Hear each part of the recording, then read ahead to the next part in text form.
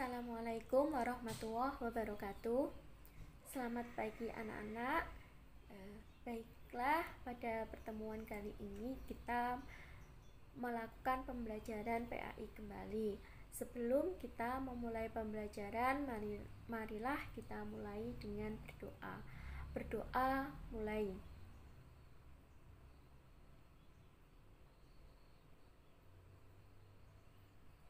Berdoa selesai. Terima kasih anak-anak. Pada pertemuan kali ini kita akan membahas tentang mujahadah an-nafsi, husnudon, dan ukhuwah.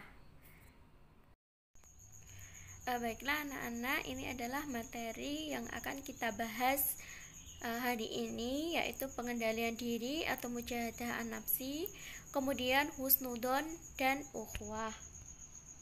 Ya, apa itu pengendalian diri? Ya, apa itu mujahadah an-nafsi? Jadi mujahadah itu yang berarti sungguh-sungguh, kemudian an-nafsi itu bisa berarti diri, jiwa, ataupun nafsu. Jadi mujahadah an-nafsi adalah bersungguh-sungguh melawan hawa nafsu. Jadi kita bersungguh-sungguh dalam mengendalikan diri kita, menahan keinginan diri, menahan hawa nafsu yang tidak baik. Ini juga pengertian dari pengendalian diri, yaitu keinginan mengontrol diri sendiri dengan menempatkan diri pada posisi terbaik, yaitu mengerti apa yang baik dan buruk, apa yang harus dikerjakan atau harus ditinggalkan. Jadi pengendalian diri itu juga bisa berarti bahwa melaksanakan perintah Allah dan menjauhi segala larangan Allah, ya. Jadi kan mengerti apa yang baik, apa yang buruk, apa yang harus dikerjakan, kemudian apa yang harus ditinggalkan. Lalu kemudian orang terkuat. Siapakah orang yang terkuat? Apakah mereka yang memiliki itu, ya, seperti digambar. Jadi otot-ototnya besar, ataukah orang yang paling menang ketika berdebat, ataukah orang yang pemenang dalam tinju atau bergulat misalnya? Bukan, melainkan siapa ini, ya. Jadi diriwayatkan muttafaq alaih dari Abu Hurairah radhiyallahu an, dia berkata bahwa Rasulullah itu bersabda, orang kuat bukanlah yang kuat dalam bergulat, namun orang yang mampu menguasai dirinya tatkala marah, ya. Jadi orang yang kuat itu adalah orang yang mampu menguasai diri ketika marah. Jadi bukan orang yang kuat atau menang dalam bergulat ataupun orang yang paling menang dalam berdebat, melainkan adalah orang yang mampu menguasai dirinya sendiri ketika dia marah. Lalu kemudian, ya, ini adalah ada gambaran, ya, pengendalian diri, ya, itu adalah indera kita, ya. Jadi mulut harus dikendalikan, ya. Berkata baik atau diam. Jadi kalau kita tidak bisa berkata baik, lebih baik kita diam. Jadi semisal kalian mau berbicara, itu dipikir dulu, kira-kira nanti menyakiti orang, kira-kira nanti ada yang tersinggung, maka lebih baik diam, ya. Jadi itu berkata baik atau diam, silahkan pilih salah satu.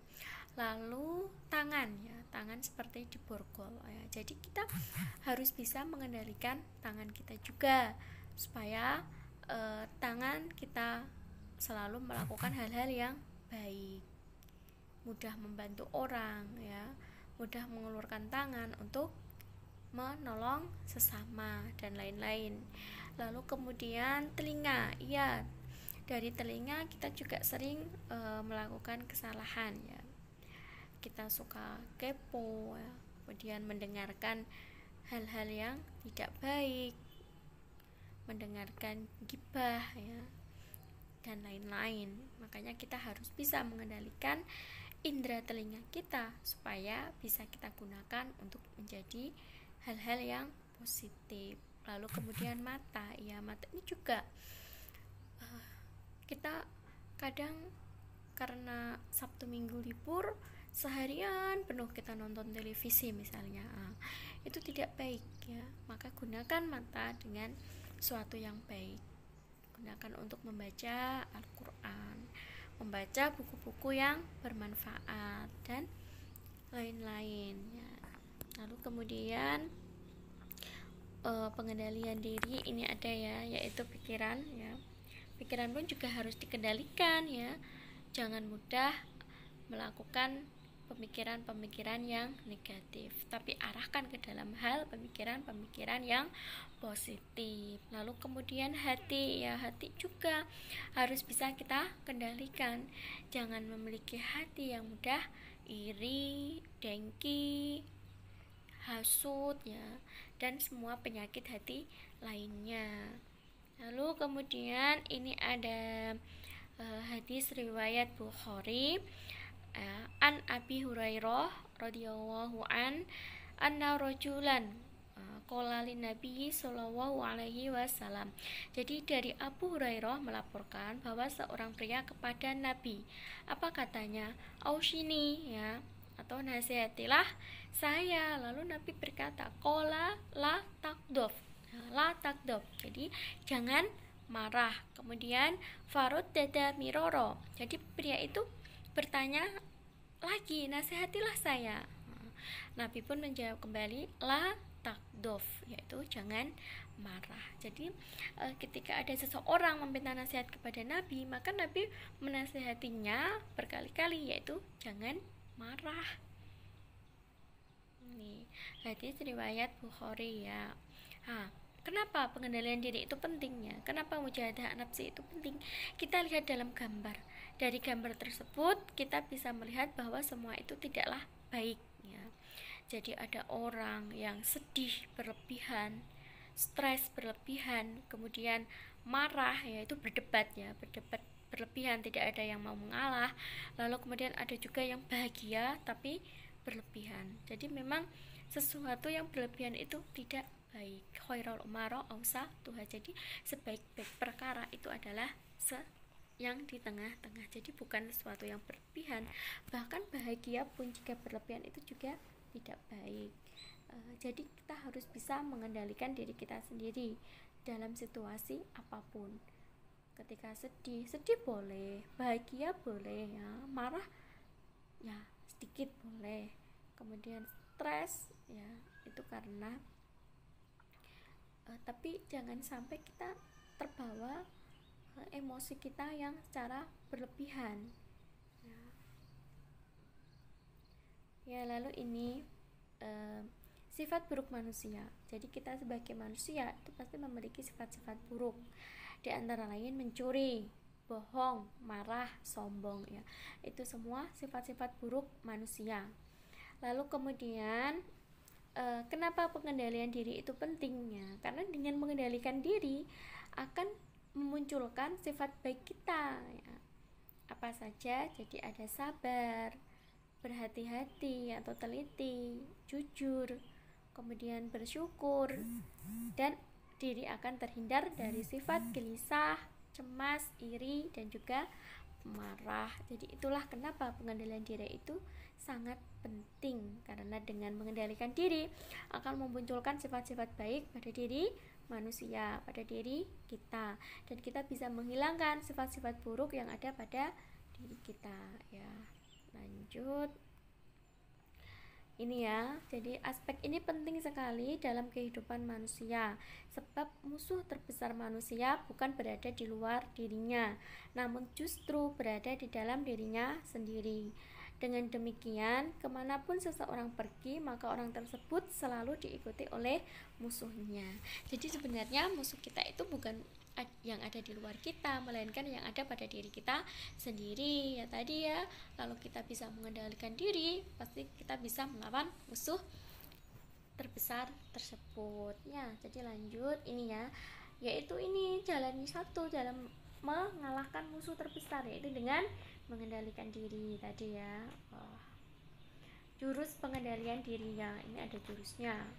Apa jurus pengendalian diri? Nah, itu gambarnya ya. Gambarnya jurus-jurus dalam kartun ya. tapi bukan itu apa yang pertama, yaitu menggunakan prinsip kemoralan ya. Jadi ketika kita menggunakan prinsip kemoralan ya, pasti kita itu adalah salah satu dari jurus mengendalikan diri yang pertama. Kenapa? Karena setiap agama itu pasti mengajarkan kemoralan ya.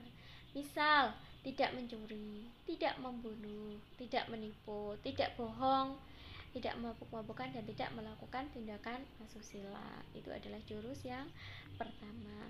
Lalu apa jurus yang kedua? Yaitu kesadaran ya. Jadi kita sadar ya, saat suatu bentuk pikiran atau perasaan yang positif ataupun negatif muncul.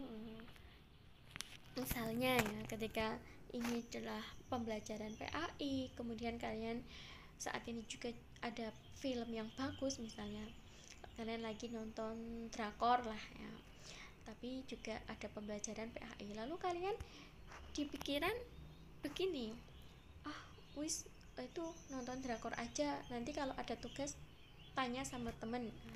Jadi kalian di situ kalian sadar, oh ini adalah pikiran negatif saya, makanya saya harus bisa mengendalikan pikiran negatif ini dan menggantinya dengan pikiran positif. Oh tidak, ternyata yang terpenting bagi saya saat ini adalah belajar, bukan nonton drakor ataupun film-film lainnya. Jadi seperti itu. Jadi kita sadar ketika muncul pikiran negatif tersebut. Lalu kemudian jurus ketiga itu ada perenungan ya. Jadi saat kita sudah benar-benar tidak tahan ya, mau meledak karena dikuasai emosi ya, saat kita mau marah besar lah, coba lakukan perenungan, tanya pada diri sendiri. Jadi dikatakan dalam sebuah hadis ya, ketika seseorang itu marah dan posisi dia sedang berdiri, maka duduklah. Jadi kenapa kita disuruh seperti itu?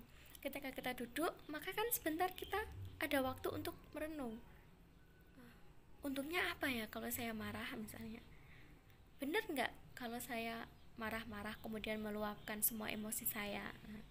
Ketika kita duduk, ternyata emosi kita belum juga turun ya, kita masih mau marah, maka berbaringlah.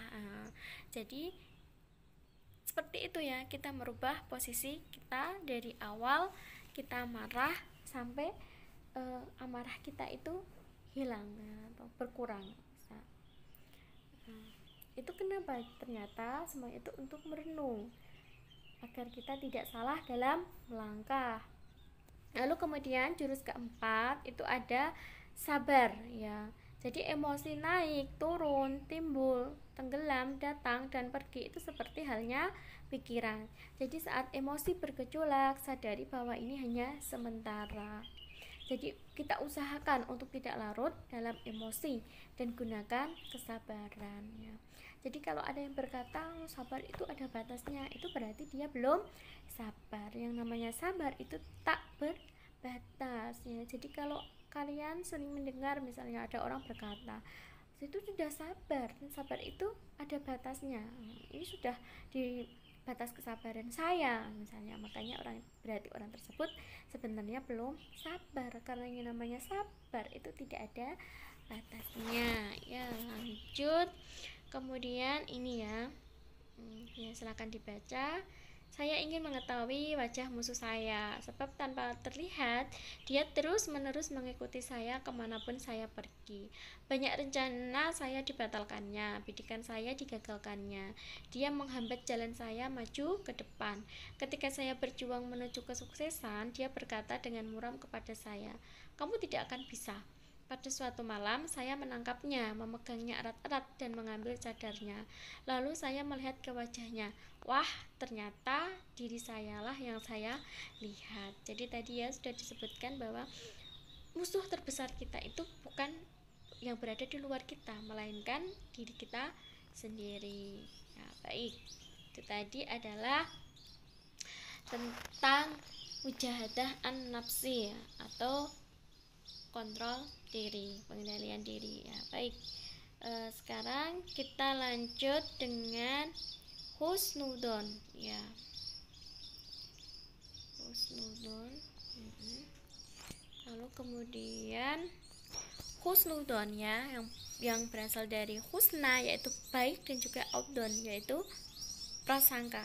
Jadi husnudon itu adalah berbaik sangka atau berprasangka baik.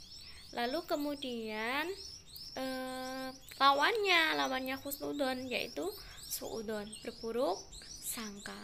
Nah, ini ada sedikit iklannya. Panas husnudon obatnya ya. Mengobati sirik, iri dengki, buruk sangka, panas hati, membuat jiwa fresh setiap hari. Jadi ada sebuah iklan ya. Lalu kemudian ini ada dalil Al-Quran.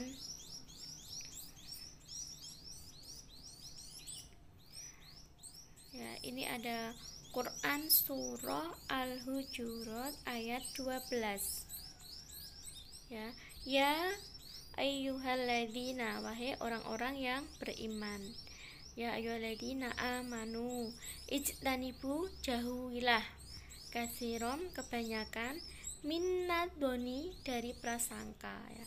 Inna, sesungguhnya, ba'do, sebagian, doni, prasangka, ismun, adalah dosa. Jadi ini adalah dalil ya, tentang larangan untuk berburuk sangka, yaitu Quran surah Al-Hujurat ayat 12 ya, ini ya. Kemudian sebentar ya, kita lihat yaitu asbabun nuzul dari Quran surah Al-Hujurat ayat 12, yaitu diriwayatkan oleh Ibnu Munzir yang bersumber dari Ibnu Jurayj bahwa ayat ini itu turun berkenaan dengan Salman Al-Farisi yang bila selesai makan suka tidur sambil mendengkur ya. Pada waktu itu ada orang yang menggunjing perbuatannya, maka turunlah ayat ini ya, yang melarang seseorang mengumpat dan menceritakan aib orang lain. Jadi ayat ini itu berkaitan dengan tadi ya, ada orang yang suka membicarakan orang lain, makanya kita dilarang untuk berprasangka buruk, bersuudon ya. Lalu kemudian ada dalilnya, iyakum wadoni fa innabdoni kadabal hadis.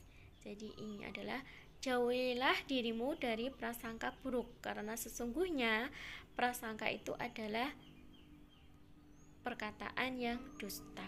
Jadi hadis riwayat Bukhari dan Imam Muslim ya. Ini juga ada lagi an Abi Hurairah radhiyallahu anin Nabi sallallahu alaihi wasallam. Dari Abu Hurairah radhiyallahu dari Nabi sallallahu alaihi wasallam ya, bersabda, inna husnabdoni min husnil ibadah. Jadi sesungguhnya baik sangka itu adalah bagian dari kebaikan ibadah. Ini tajwid yang kemarin sudah saya terangkan kepada saya minta kalian untuk mencari hukum bacaan yang ada dalam ayat tersebut. Nah, sekarang kita lihat ya, prasangka buruk ini belum ya, nanti dulu. Jadi prasangka buruk itu dilarang. Kenapa ya?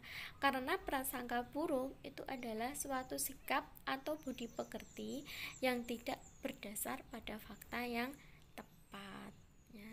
Jadi ketika kita membaca berita pun ya, berita di media ataupun ketika kalian mendapatkan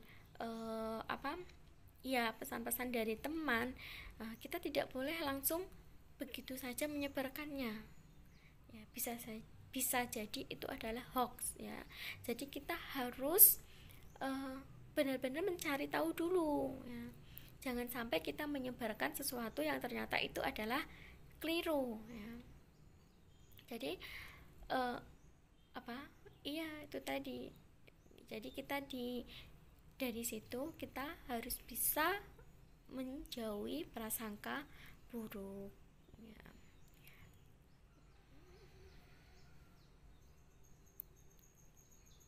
Ya, jadi bisa jadi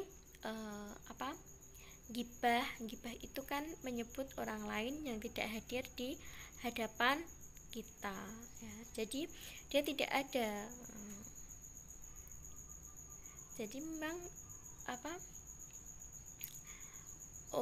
kalau kita biasanya kumpul ya, jadi usahakan untuk tidak membicarakan teman kita yang tidak ada.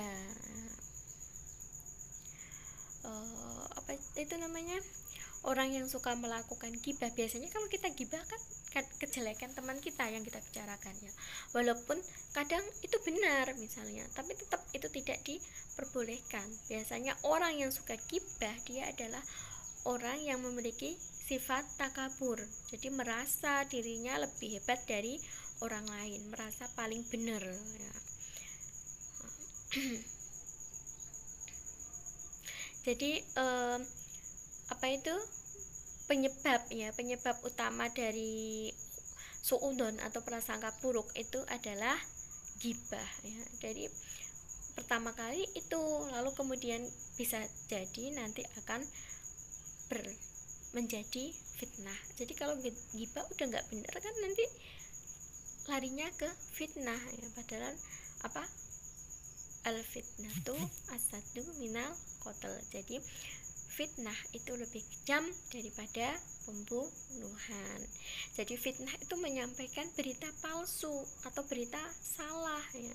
Mungkin awalnya kita gibah, lalu kemudian kita tambah-tambahi ya, atau kemudian kita kurang-kurangi ya, maka akan berakibat atau menjadi fitnah ya.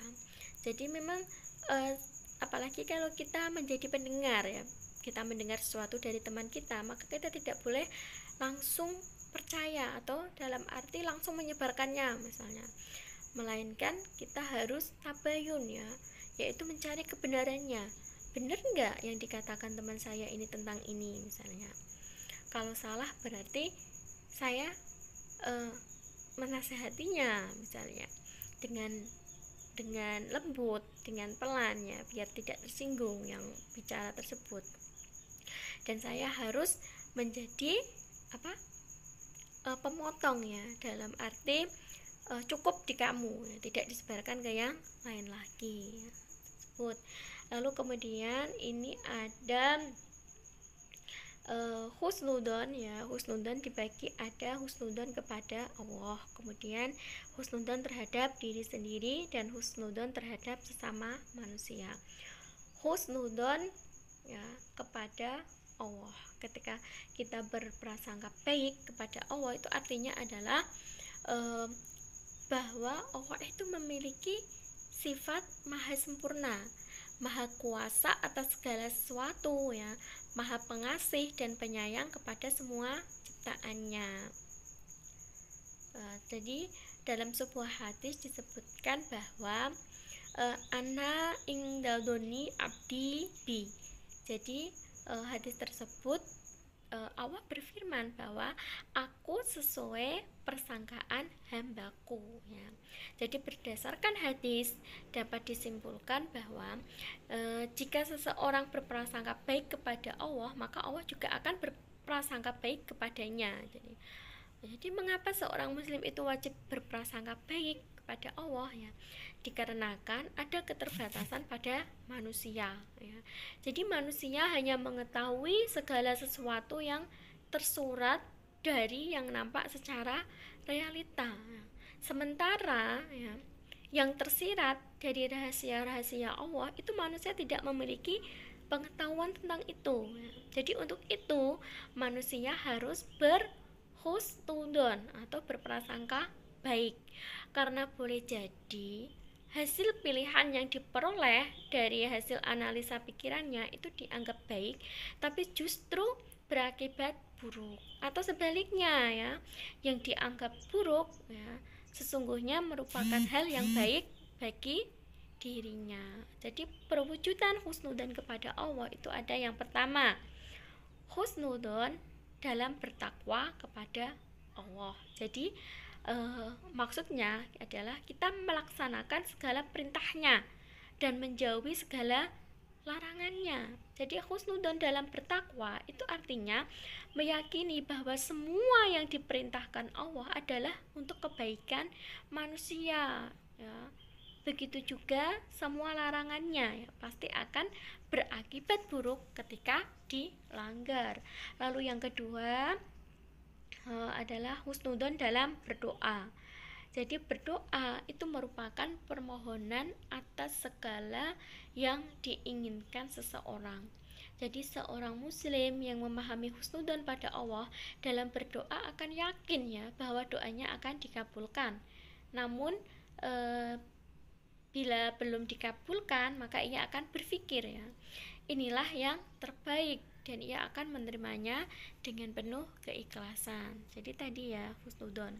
Lalu yang ketiga itu ada husnudon berikhtiar dan bertawakal ya. Jadi ikhtiar itu merupakan usaha yang dilakukan oleh seseorang untuk mendapatkan hal yang dicita-citakan. Ya, dalam berikhtiar sikap husnudon kepada Allah harus dikembangkan ya. Karena tidak semua ikhtiar yang dilakukan itu sesuai dengan yang diharapkan. Jadi oleh karena itu dalam berikhtiar harus selalu digandengkan dengan sikap tawakal, yaitu menyerahkan hasil ikhtiarnya hanya kepada Allah semata ya. Sehingga ketika ikhtiar itu berhasil, maka kita akan menjadi syukur, dan ketika gagal kita akan menjadi sabar dengan tidak berputus asa. Jadi itu adalah husnudon terhadap Allah. Lalu kemudian husnudon terhadap sesama manusia ya. Jadi husnudon kepada orang lain itu artinya seluruh ucapan, sikap dan perbuatan yang dilakukan oleh seseorang itu akan diterima apa adanya ya, tanpa diiringi oleh prasangka atau dugaan-dugaan yang bersifat negatif. Jadi mengembangkan sikap husnudon kepada orang lain itu dapat dilakukan dengan cara berusaha ya, melihat kebaikan orang lain ya, dan mengakuinya dengan jujur atas segala kelebihan yang dimilikinya. Lalu sebaliknya, jadi kita berusaha melupakan keburukannya ya. Mungkin dia pernah melakukan kesalahan ya. Nah, begitu juga kita harus mengingat keburukan yang pernah kita lakukan pada orang lain. Jadi melupakan keburukan orang lain dan mengingat keburukan kita terhadap orang tersebut. Dengan begitu kita akan selalu berhusnudon kepada sesama ya. Jadi dalam kehidupan keluarga, kehidupan tetangga, kehidupan bermasyarakat, berbangsa dan bernegara. Jadi ini ada sebuah hadis yang mengatakan bahwa ya seorang muslim atau yang sejati, muslim yang sejati itu adalah orang yang dengan muslim lainnya selamat dari bahaya lisan dan tangannya. Jadi hadis tersebut menjelaskan ya, bahwa seorang muslim itu harus menjaga lisannya, ucapan kepada orang lain terutama sesama muslim. Jadi harus lemah lembut ya, tidak mengandung kebohongan guna menghindari buruk sangka terhadap seseorang. Jadi Islam tadi ya kembali lagi mengajarkan untuk bertabayun ya. Bila mendapatkan informasi negatif tentang seseorang maka kita diajarkan untuk bertabayun, yaitu mencari kebenaran tersebut ya. Jadi kita dilarang untuk secara gegabah mempercayai apalagi merespon negatif juga dari informasi tanpa melakukan pengecekan terlebih dahulu. Kenapa seperti itu? Karena bertujuan agar informasi yang didengar itu tidak menimbulkan prasangka buruk yang berakibat buruk pada orang yang diberitakan ya. Jadi muslim sejati selalu menjaga lisannya sebagai bentuk husnudon kepada orang lain. Lalu yang ketiga ada husnudon terhadap diri sendiri. Jadi seorang yang berprasangka baik terhadap diri sendiri itu akan menyadari bahwa setiap manusia itu memiliki kelebihan dan kekurangan.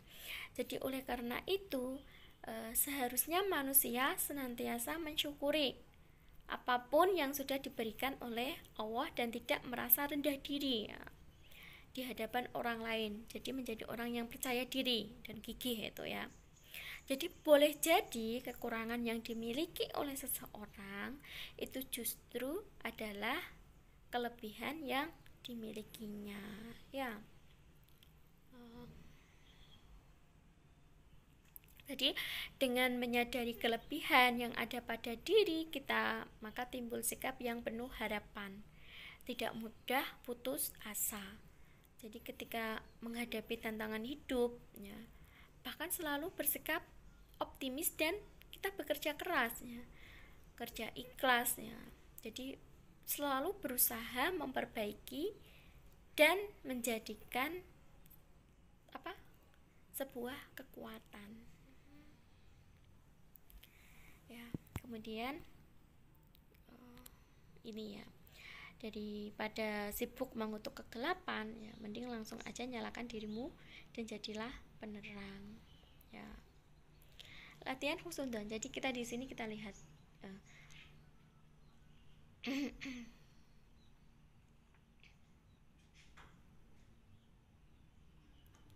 ya, latihan husnudzon.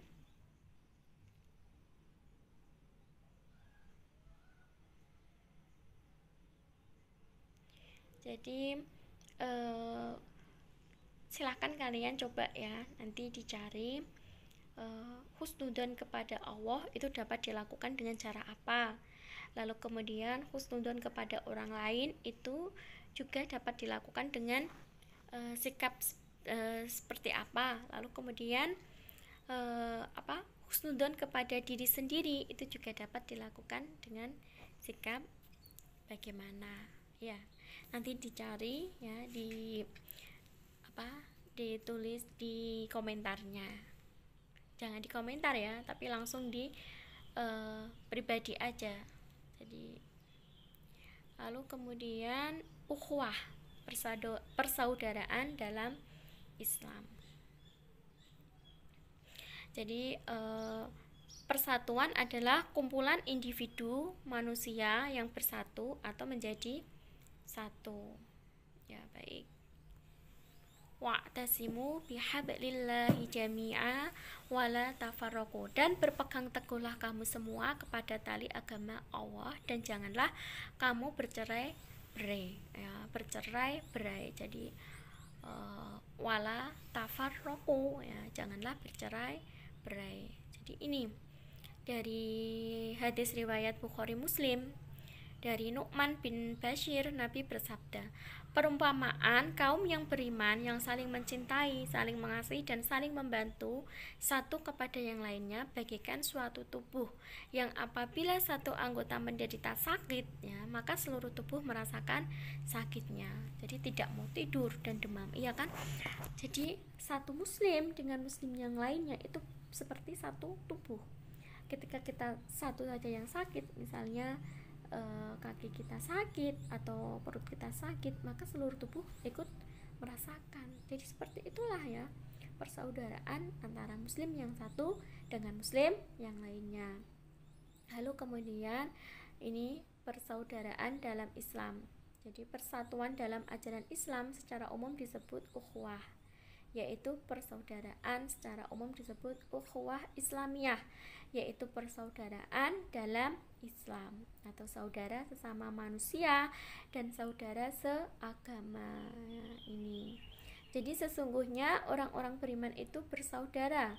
Sebab itu damaikanlah antara kedua saudaramu itu dan bertakwalah terhadap Allah supaya kamu mendapat rahmat ya. Lanjut, ini dalil ukhuwah ya. Ini tadi udah ya, ini arti perkata ya. Jadi ini ada contoh perilaku persaudaraan. Jadi Rasul ditanya, apa kewajiban seorang tetangga terhadap tetangganya? Maka Rasul menjawab, jika tetanggamu sakit, maka dijenguk. Jika meninggal, diantar jenazahnya. Jika meminjam uang, pinjami.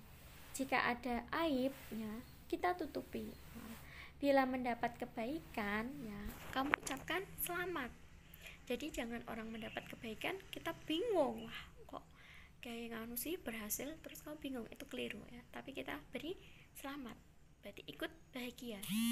Bila ditimpa musibah, kita hibur. Nah, jangan meninggikan bangunanmu di atas bangunannya, sehingga menghalangi datangnya angin kepadanya. Dan jangan diganggu dengan bau masakanmu, ya, kecuali kamu memberikan sebagian masakan. Nah, ini larangan mengolok-olok sebagai saudara. Quran Surah Al-Hujurat ayat 11. Hei orang-orang yang beriman, janganlah sekumpulan orang laki-laki merendahkan kumpulan yang lain. Boleh jadi yang ditertawakan itu lebih baik dari mereka. Dan jangan pula sekumpulan perempuan merendahkan kumpulan lainnya. Boleh jadi yang direndahkan itu lebih baik. Jadi itu sebagai saudara kita dilarang untuk saling mengolok-olok. Kenapa? Karena bisa jadi orang yang kita olok-olok itu lebih baik ya. Jadi kalau dalam peribahasa Indonesia itu ya, semut di seberang lautan tampak, gajah di depan mata tidak tampak. Seperti itu benar nggak ya? Saya lupa. Nanti kalau salah coba itu dicari lagi yang benar peribahasanya. Jadi istilahnya jangan sampai kita hanya sibuk mencari kejelekan orang lain, sedangkan kita lupa akan kejelekan diri kita sendiri. Ya, lanjut. Nah, ini ada sumpah iblis ya. Iblis berkata, "Ya Tuhanku, oleh sebab engkau telah memutuskan bahwa aku sesat." Nah, ini sumpahnya. Pasti aku akan menjadikan mereka memandang baik atau perbuatan maksiat di muka bumi, dan pasti aku akan menyesatkan mereka semuanya. Jadi itu adalah sumpah iblis. Kenapa iblis terus menggoda manusia? Karena memang mereka sudah bersumpah ya untuk menyesatkan kita ya. Jadi untuk membolak-balikan bahwa menganggap perbuatan maksiat itu adalah suatu yang baik atau biasa saja ya. Kita lihat dalam kehidupan seperti ini, kita cari apa saja ya sesuatu yang maksiat yang dipandang sebagai perbuatan biasa atau bahkan baik misalnya. Coba nanti dicari juga ya, apa yang membuat kerukunan tidak harmonis ya. Ini kerukunan tidak harmonis ya, ini ya. Jadi pendirian tempat ibadah yang salah lokasi, lalu kemudian penyiaran agama yang tidak tepat, lalu bantuan luar negeri penuh kepentingan, kemudian ada pernikahan beda agama, lalu perayaan hari besar keagamaan. Jadi itu dibaca nanti ya, nanti saya share ini PPT-nya biar kalian bisa dipelajari. Ada penodaan agama, kemudian kegiatan aliran sempalan, lalu ada aspek non agama yang mempengaruhi. Macam-macam ukhuwah atau persaudaraan. Jadi ada ukhuwah basyariah, yaitu persaudaraan sesama manusia. Kemudian ukhuwah watoniyah, persaudaraan sesama warga satu negara. Lalu ada ukhuwah islamiyah, persaudaraan sesama muslim. Kerukunan ya, kerukunan internal umat beragama, kerukunan antar umat beragama, dan kerukunan umat beragama dengan pemerintah. Ini di PKN juga ada ya. Lalu kemudian hikmah ukhuwah. Apa hikmah ukhuwah? Ini ya, terciptanya persatuan dan kesatuan, memperkukuh akidah dan keyakinan, kemudian menumbuhkan ukhuwah Islamiyah yang kuat, dan menjalin rasa kesetiakawanan sosial. Jadi sekian ya, ini adalah pemaparan materi tentang husnudon kemudian ukhuwah mujahadah an-nafsi ya. Silahkan nanti kalian pelajari kembali, akan saya share PPT-nya ya. Terima kasih.